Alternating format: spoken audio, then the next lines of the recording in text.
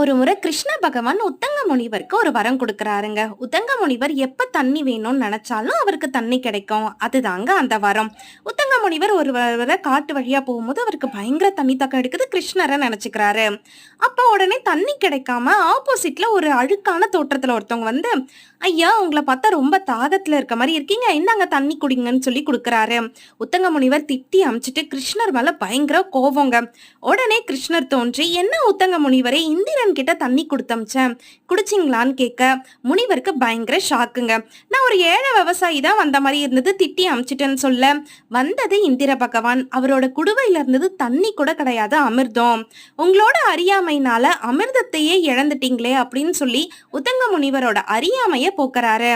அதனால நம்மளும் யாரோட உருவத்தையோ நிறத்தையோ வச்சு எடை போடாம இருக்கணும்.